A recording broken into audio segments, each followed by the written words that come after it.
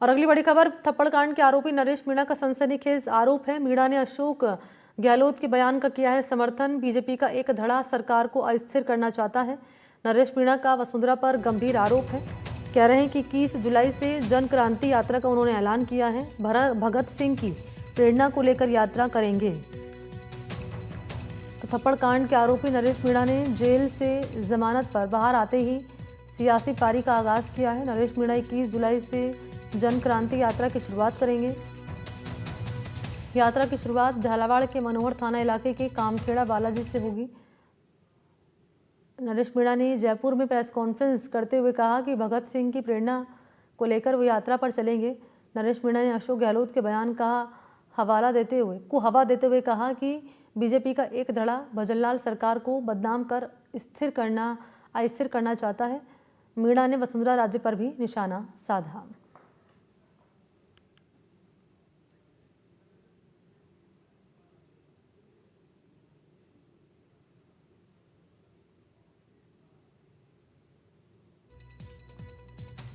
तो जेल से जमानत पर बाहर आते ही मीणा ने सवाई माधोपुर की सीओ सिटी उदय मीणा को धमकी दी है।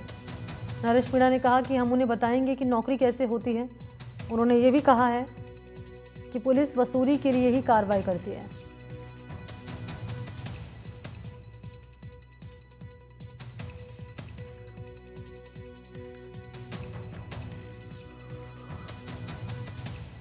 नरेश मीणा ने जयपुर में प्रेस कॉन्फ्रेंस की और भगत सिंह की प्रेरणा को लेकर यात्रा पर वो चलेंगे। नरेश मीणा ने अशोक गहलोत के बयान को हवा देते हुए कहा कि बीजेपी का एक धड़ा भजनलाल सरकार को बदनाम कर अस्थिर करना चाहता है। उन्होंने वसुंधरा राजे पर निशाना साधा और हमले में सीएम भजनलाल के सीएम बनने को लेकर विरोध का जिक्र भी उन्होंने किया।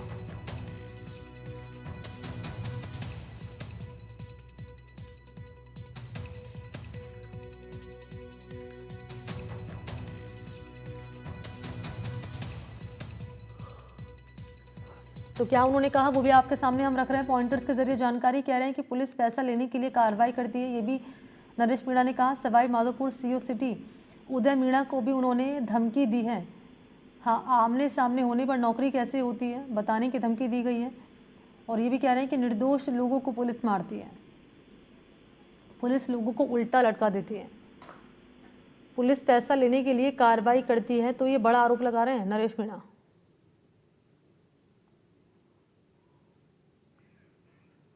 सहयोगी वीरेंद्र इस वक्त मेरे साथ मौजूद हैं। वीरेंद्र, ये आरोप भी लगाया गया है नरेश मीणा की ओर से और इसके अलावा उन्होंने ये भी एक यात्रा की शुरुआत भी करने जा रहे हैं। जन क्रांति यात्रा इसे नाम दिया गया, जिसका आगाज होगा 21 जुलाई से। लेकिन जो बयान दे रहे हैं नरेश मीणा, इसके मायने क्या निकाले जाएं?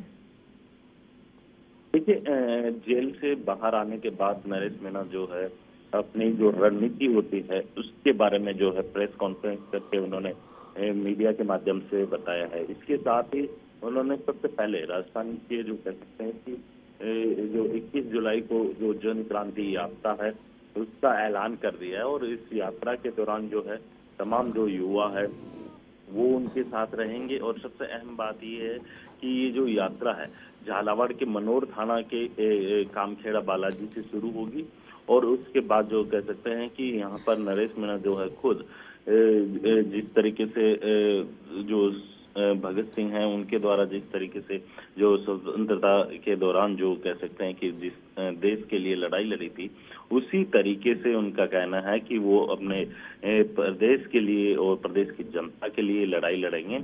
और साथ ही उन्होंने साफ तौर पे कहा है कि जो ये यात्रा है ये यात्रा काफी अहम रहेगी और देखने वाली बात ये होगी कि किस तरीके से जो है कह सकते हैं कि प्रदेश की जनता और किस तरीके से जो कह सकते हैं युवा को अपने साथ कनेक्ट कर पाते हैं, ये काफी अहम होगा। और राजस्थान के अंदर जिस तरीके से उन्होंने कहा कि जनता के हक और अन्याय के खिलाफ जो है ये यात्रा निकाली जाएगी और इसके अंदर उन्होंने कहा कि युवाओं का साथ काफी महत्वपूर्ण रहेगा। और सबसे अहम बात यह है कि सवाई माधोपुर के जो सिटी जो कह सकते हैं सीओ है उदय मीणा को लेकर एक विवादित बयान दिया है। उन्होंने साफ तौर पर कहा कि उदय मीणा उनके छात्रावास का जूनियर छात्र था और जब वह सवाई माधोपुर जाएंगे तो आमने सामने होंगे और वह उन्हें बताएंगे कि नौकरी कैसे होती है। यानी कुल मिलाकर इस तरीके से उनका साफ तौर पे कहना है कि एक सीईओ को किस तरीके से नौकरी करनी चाहिए, उसको लेकर भी जो है उन्होंने बात कही है। इसके अलावा नरेश मीणा ने ये भी आरोप लगाया कि पुलिस जो निर्दोष लोग होते हैं, उन लोगों को मारती है, पीटती है और उनके ऊपर अत्याचार करते हुए दिखाई देती है। और साथ ही नरेश मीणा ने जब मीडिया से बातचीत कर रहे थे, तो जो उन्होंने जेल के जो अनुभव रहता है, उस अनुभव को भी जो कह सकते हैं कि विभिन्न जो मीडिया ग्रुप्स होते हैं उनके साथ शेयर करते हुए दिखाई दिए और उन्होंने साफ तौर पे कहा कि वे डरने वाले ठीक है। नहीं हैं, जनता के हक के लिए वो लड़ते रहेंगे। ठीक है जी। वीरेंद्र, शुक्रिया आपका तमाम जानकारी के लिए।